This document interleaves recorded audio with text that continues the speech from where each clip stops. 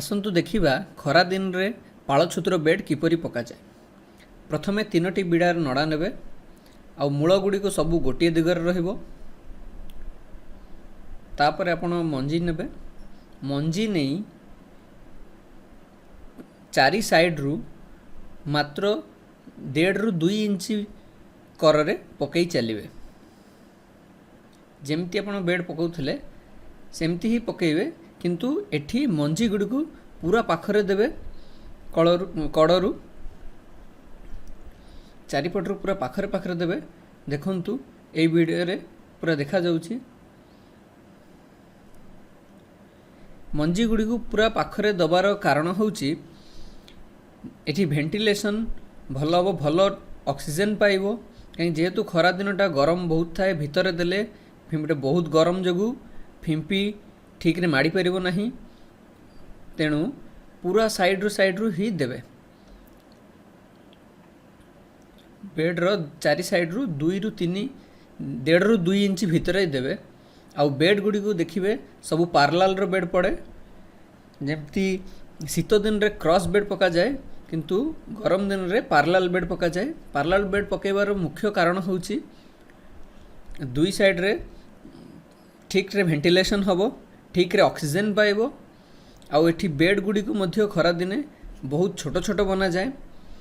छोट छोट बनैले टेम्परेचर बहुत बढ़िबो नहीं बेड भितर। आउ आपण भल अमल पाई परिबे। देखंतु प्रथमे 3 बिड़ा दिया हैतला नड़ा, तापरे 2टी बिड़ा नड़ा को खेळै दिया जाइछि। और प्रथमे मूल जो साइड रे देइथिबे तार ऑपोजिट डायरेक्शन रे एथर मध्ये मूल देबे। एठी देखंतु मंजी गुड़ी को पूरा पाखरे पाखरे दिया जाइछि, साइड रे दिया जाइछि। कर दबा देले से ठीक परिमाण रो ऑक्सीजन पाइबो और भल छतु बाहरिबो।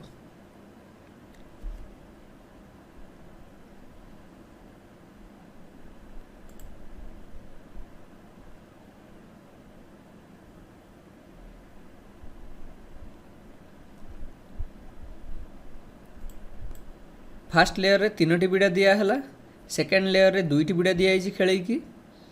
पुणी थर्ड लेयर रे मध्य सेही 2टी बिड़ा दिया हबो। एबे यार मूल गुड़ी को सेकेंड लेयर रो मूल रो ऑपोजिट दिगरे थिबो। एठी मध्य 2टी बिड़ा को खेळै दिया जिवो।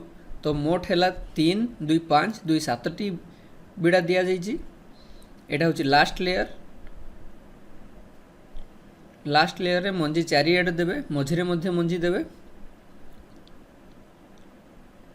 तापर अपन चोकर बेसन जहाँ भी दौरान देकी बेड टी को भल भाव 4 आड़ पैक करदेवे। जमती कि पवन गरम पवन माड़ हम नहीं कि भीतर ह्यूमिडिटी कंट्रोल रहिबो आउ बेडटा सुखिबो नहीं। देखंतु चारिपटरू मंजीटा दिया होउछि। मंजीटा एमती चारिपटू सजेकी देले बहुत भल छतु बाहरे।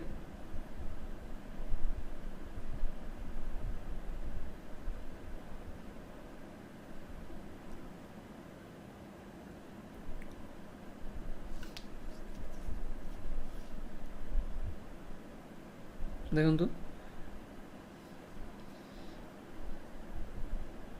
एबे चकोट दिया है कि बेड टी को संपूर्ण करा हबो।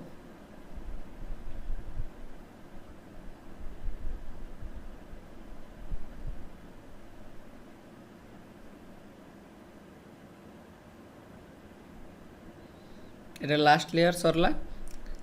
गोटे बिड़ा को लेकिन खेल देवे। छोट छोट बेड बनइबे। यही बेडटी मात्र 8टी बंडल नड़ारे करा जाइछि। छोट बेड बनइले टेम्परेचरटा भितर भल मेंटेन होगी रहिबो। आ भल टेम्परेचर रहिले बहुत भल छतु बाहरिबो। अधिक गरम हबनी बेडटा। आ पार्लाल बेड पका होइछि। पार्लाल बेड पकेबार कारण होउछि ऑक्सीजन भल पाइबो और भल छतु बाहरिबो। एठी देखंतु एई फार्म रे सबु बेड गुडी को पार्लाल रे पका जाइछि। जेहेतु एटा खरा दिन सेथि पई सबु बेड पार्लाल रे पका जाइछि। आउ प्रत्येक बेड भितरे आपण देखि पारथुबे गोटे बेड रु आउ गोटे बेड भितरे 1 फुट रो दूरता रखा जाइछि।